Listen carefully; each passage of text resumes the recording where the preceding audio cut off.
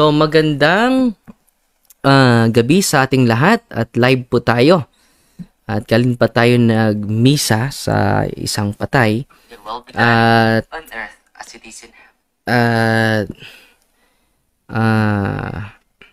Meron tayong magandang isi-share sa inyo. Meron akong magandang isi-share sa inyo. Patungkol ito sa isang lalaki na ang pangalan niya ay hindi ko lang tago ko lang sa pangalan na Talpulano. taga Bohol. Hindi ko din ilagay yung kanyang specific address dito sa Bohol. Ay matapos sa election, nagkasakit na siya, no?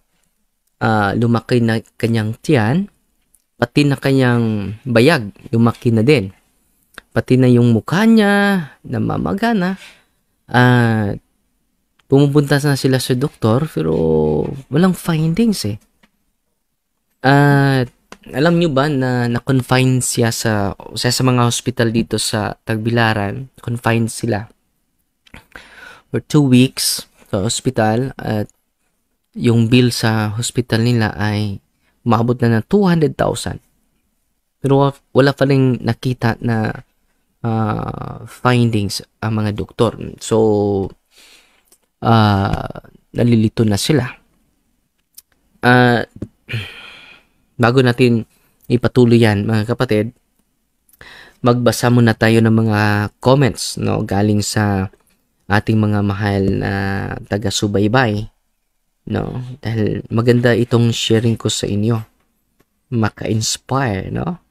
To embrace more Jesus Christ through His sacraments and the sacramentals of the church. Si Rizalet Mapieza, good evening, Father Darwin, God bless you always. Regards mo ako kay Patrick, ate. Kailan siya mag-report dito sa ating office. Si Yanyan Aparise, hello, Father Darwin, good evening, thank you so much sa live. God bless you always, keep safe. Maraming salamat din. Si Marquin Dolayba, nanood sa atin. Si Maris, si Salvi Santiago, nanood din sa atin. Si Mercy Alferez, no? Lagi itong nanood sa atin. Walang tigil sa pagsubaybay sa atin. Si Nestor Aligado, nanood din. Si Vida Mission Solano, nanood din sa atin. At si raming nanood sa atin ngayon. Higit sa 200 po yung nanonood natin sa ating live ngayon, mga kapatid. So, ang daming nagko-comment, hindi ko na mabasa lahat. Pasensya na po. Ang nangyari, mga kapatid, so more than 200,000 na yung bill sa hospital nila, pero wala pa rin nakita sa loob ng 2 linggo na na-confine itong lalaking ito. Mahirapan na siya sa pagpunta ko sa hospital. Dahil nakapunta ko sa hospital, nahirapan na sila sa nahirapan na itong si Talpulanong ito, nahirapan na siya sa pag-upo. Lagi lang siya nakahiga at hindi na maigalaw yung mga paa niya. Yan po ang testimonya niya kanina sa atin. Dahil siya, merong 4 na nag-react kanina. 3 ang bago. So, isa 4 lahat. So, bago lahat yun. Yung 4 bago. At panghuli ko, ito yung isi-share ko sa inyo, yung panghuli. Si Talpulano. So, hindi ko lang pangalanan dahil maraming nainggit sa kanya. So, hindi na maigalaw yung kaniyang 2 paa. Nanghihina na talaga siya. Parang malapit na siyang mamatay. 50-50 na talaga. So, yung pinuntuhan ko sa hospital, ang nangyari mga kapatid ay diniliverance ko. Marami din mga pasyente doon, mga tatlo sila or apat na, tatlo lang na pasyente. Sa kabila may isa, sa kabila din may isa. So tatlo sila na pasyente sa loob ng ward. Nung diniliverance ko siya, grabe. Nag-react talaga at 8 na demonyo ang pumapasok sa kanyang katawan. At nagbigay din sa kanilang pangalan. Nakita ito sa mga tao.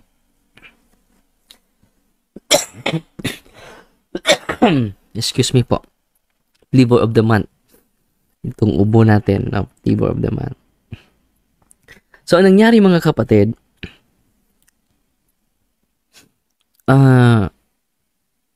Nakita ito. Nung diniliverance ko, itong taong ito, nakita ng mga doktor. 2 doktor ang nakakita sa hospital. Na-amaze, na-shock yung mga doktor. Dahil narinig nila na nagsasalita yung mga demonyo sa kanyang katawan. 8 demonyo po. 8 espiritu. At 4 lang ang hindi ako prayer ng matinding prayer dahil maraming mga tao at halos lahat ng mga pasyente doon sa baba na ward ay nakatutok dito sa kanila. At alam nyo, sumusuka siya ng mga laway, grabe yung pag-ubo niya. At ang nangyari mga kapatid, naka-witness talaga ang daming mga tao. Sinabihan ko sila, kung walang findings sa doktor, so pwede natin, dahil after sa deliverance mga kapatid, nakaupo na. Makaupo na siya. At nakatayo na din. Ngayon mga kapatid, pagpunta nila dito sa office natin, paglabas nila pala sa hospital, namangha yung doktor. Bakit? Nagulat yung doktor. Bakit? Nakatayo na siya, nakalakad na siya.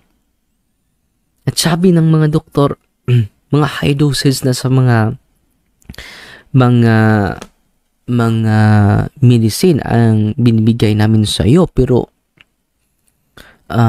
lalo kang humihina. Pero isang deliverance lang kay Father Darwin, ang laki ng ng improvement mo. So sabi niya, yung pasyente, nagpaalam sila sa doktor na lalabas na kami. So milagro po ang nangyari ngayon sa iyo. Grabe na yung mga medisina na binibigay namin sa iyo. Pero hindi ka pa rin gumagaling. Pero sa pagtanggap niya ng sacrament, grabe yung improvement mga kapatid. So, sumasakay sila ng ambulansya from hospital to our office. To our office, mga kapatid. Sumasakay sila ng ambulansya at nalipat sila. Nilapas sila sa office. At bumalik sila. Nung pagbalik nila, nawala yung preno nila. Nawala yung brake ng sasakyan. Muntik silang mabangga dun sa malaking puno sa baba na parte sa aming office. Grabe, no? Dahil hindi gusto yung demonyo na ma-exercise siya. At nung pag-exercise ko, ngayong gabi, siya ang last na in-exercise ko. Ngayong gabi, grabe yung pagsigaw niya. Yung 4 na nakatira, di ba 8 yun? Doon sa hospital, 4 lang ang pangalan na binubunyag niya. Pero ngayon, ang nanatiling 4 ang binubunyag niya. At sabi niya, pagkatapos, dumulundag pa. No? Dahil sabi niya, ang gaan ang katawan ko, Father. So, it is grave oppression mga kapatid yung kanyang karamdaman. Hindi yun po yun natural. So, merong karamdaman na natural. Katulad ng ubo ko, natural po ito. So, we need natural medicine. So, meron akong tinitake na medicine. Pero itong karamdaman niya ay hindi ito natural. Preternatural po ito. Kahit sinong doktor, kahit doktor pa sa Amerika, hindi makagamot nito. Dahil ito po ay preternatural in origin na karamdaman.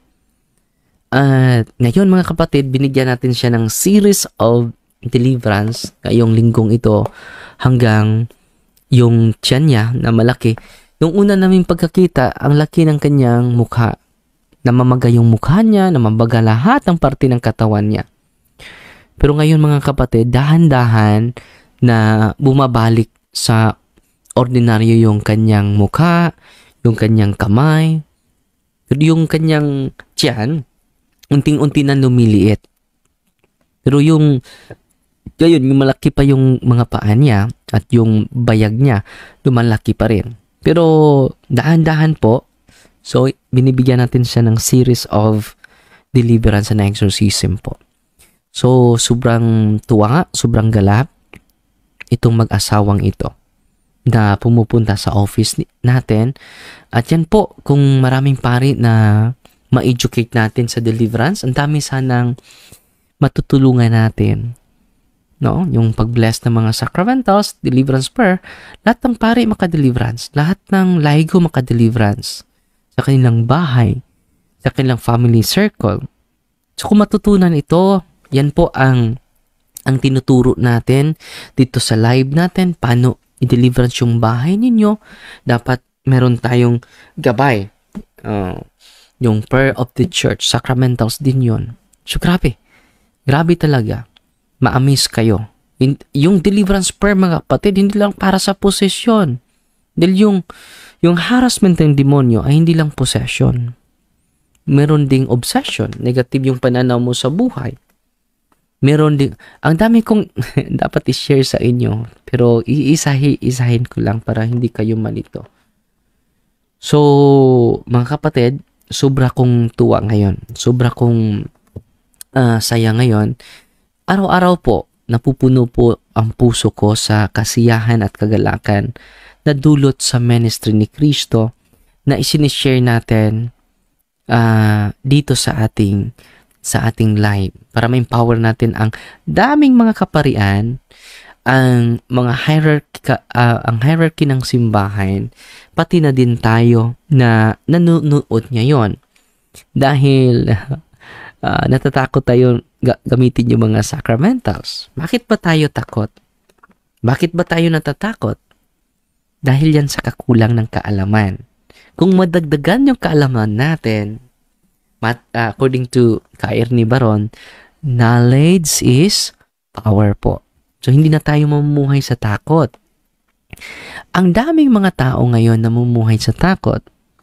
Ang daming mga pari ngayon namumuhay sa takot. Meron ba ito yung matutulungan kapag mamumuhay tayo sa takot? Wala. Kung ako, namumuhay lang ako sa takot, so wala tayong matulungan hanggang ngayon.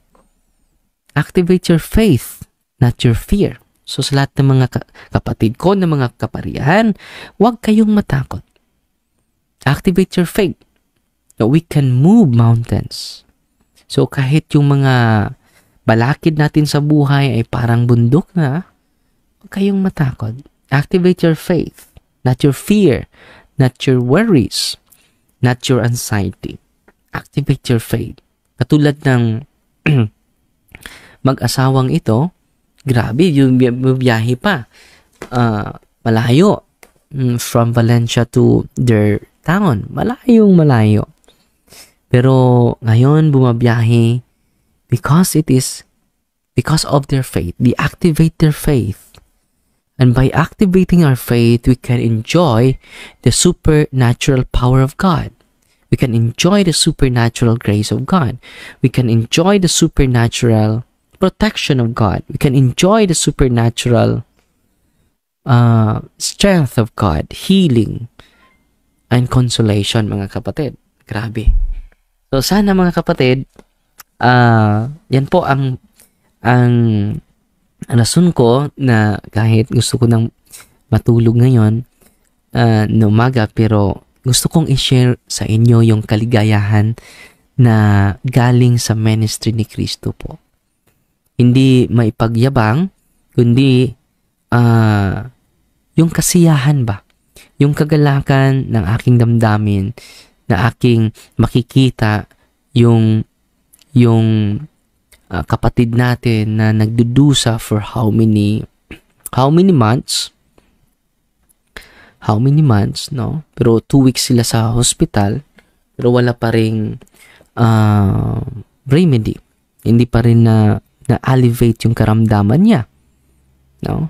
Pero sa paglapit niya ni Kristo, nag-react. Sa paglapit niya sa sakramento ni Kristo, nag-react. Sa paggamit natin sa mga sacramental sa kanya, yung prayer ng simbahan, deliverance prayer, grabe. Kung huwag kayong mag-alala dahil i-blurred pa natin yung mukha niya. At ipopost ko mga 1 minute lang para ma-inspire naman kayo. At sa pamamagitan nito, tutubo yung pananampalataya natin na pupunta tayo sa ating mga kaparian to enjoy the sacraments of Christ. To enjoy the graces of Christ in the sacrament. Lahat ng pari po makabigay ng biyaya, yung grasya ng Diyos. Ang mga pari makapagbigay po diyan concretely through the sacraments. So kung yung buong pamilya ninyo ay hindi na nakatanggap ng sakramento, especially the sacrament of confession, so hindi maganda yung pamilya ninyo. So hinikayat ko lahat na taga-subaybay natin, lahat ng taga-sunod natin, higit pa tayo sa nanalo sa loto when we go to the sacrament. Because we receive the treasure in heaven. No? Yan po ang kayamanan sa langit po. Nasa kamay ng mga pari yung kayamanan sa langit. So every time magpakumpisal, kanina nagpakumpisal po tayo, mahigit sa 100 yung mga tao. So from 2 to 5, nagpakumpisal lang po tayo. At ang lahat ng mga tao na receive ng sacrament, they receive the treasure of heaven. Yan po ang sinabi ni Kristo. Mag-store kayo sa kayamanan, hindi dito sa lupa, kundi kayamanan sa langit. Dahil yung kayamanan sa langit ay hindi malalanta, hindi malulugnas, hindi mawawala. No? So every time you receive the sacrament, you receive an eternal blessing. You receive the hidden treasure from heaven, mga kapatid. Amazing talaga. So congratulations sa mga nakatanggap ng mga sacraments, mga kapatid. At i-recognize ko muna yung mga nagpadala ng mga stars. Si Den Giliena nagpadala sa atin ng 50 stars. At si Imyat, no? Salamat sa mga live spots, Father Darwin. Always ni samot among kadasig sa atong pagtuong Katoliko. Amen. At huwag na kayong lalapit sa mga albularyo, mga kapatid. At kahit sino, use the sacramentals of the church and go to your priest so that you can enjoy the grace of God. Gcash po para madali. Blessed evening, Father. Yung Gcash natin nasa live po. Nasa live. Si Al Fernandez. So, kung tutulong kayo sa sports and evangelization natin, pwede kayo magbigay. Dahil gagastos nga tayo sa bulaklak na malanta lang, lalong-lalo na sa evangelization. No? So, ang ating sports and evangelization, magkantay tayo ng 2 baboy at pakainin natin ang buong barangay, lampas 1,000 po yung mga tao na pakainin natin this coming Saturday po. Pwede kayong magpadala using Gcash at yung account number natin, nasa punto po YouTube channel natin. Every time mag-live sila, Brother Jando, nandun po. Si Byron Jason Pires, makabalik unta ka sa Jensen Father. Sa St. Michael Parish na Pudpukon. Nagpadala din sa atin ng 50 stars. Si Akiro Yuki, account number po, Father. Nandun po sa punto per punto YouTube channel natin. Nandun po. No, salamat. At wala na tayong oras mga kapatid. No. Ano na yung umaabot na tayo ng 700 comments, 359 views actual. Umaabot ng 1,234 reactions and 100 shares. So salamat sa mga nag-shares ngayon mga kapatid. At atin din itong i-re-upload sa ating YouTube channel mga kapatid. Fighty Maria, Tatak CFT with a humble heart po. So, God bless at good night. In the name of the Father, and of the Son, and of the Holy Spirit. Amen. Heavenly Father, in the name of Jesus Christ, our Lord and Savior, by the power of the Holy Spirit, we pray that the cleansing power of the precious blood of your Son come upon us right now. Purify us and wash us clean with the blood of Jesus, from the top of our heads down to the very soles of our feet. Let His blood penetrate the very marrow of our bones, to cleanse us from any entanglement from whatever spirit we have come in contact with during the course of our intercession. Anoint us with the gifts of the Holy Spirit, and repress our body, soul, and spirit. And by the sign of your holy cross, drive away all evil spirits from us.